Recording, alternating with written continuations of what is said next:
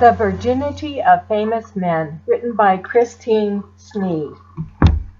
This is a collection of 13 stories, and I'll just tell you about a couple of them. One, the title of the book, The Virginity of Famous Men, is about a man and his girlfriend, and they will be receiving a visit from his famous father soon.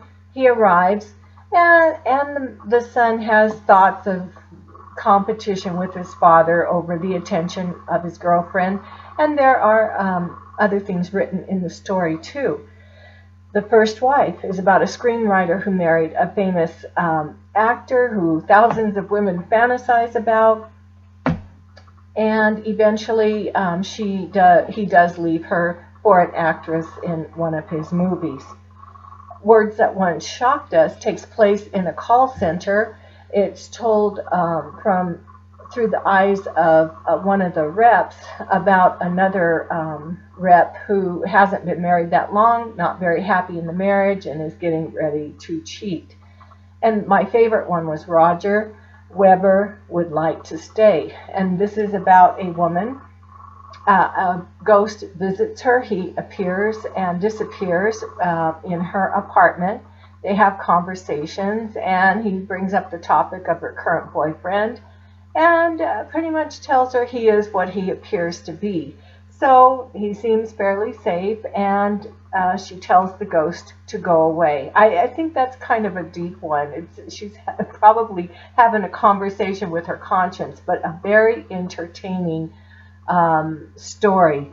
I'm going to read just a couple of things that are inside the front flap, because it says it better than I can about her. An award-winning story writer, deeply perceptive, psychologically astute story collection. Long intrigued by love and loneliness, she leads readers through emotional landscapes familiar and uncharted. Which is true. She has a depth and a wisdom I haven't come across before. I've come across it occasionally, but her stories are loaded with it. And let's face it, relationships are important, and they have changed a lot in the last, I would say, 40 years. And instead of going through courtship, marrying, and then getting to know someone and feeling all these same kind of feelings, in the last, 30 years or so, people have a relationship, they live together, and then they may end up staying together. I think she really captures something that's very important. I think she's an important writer.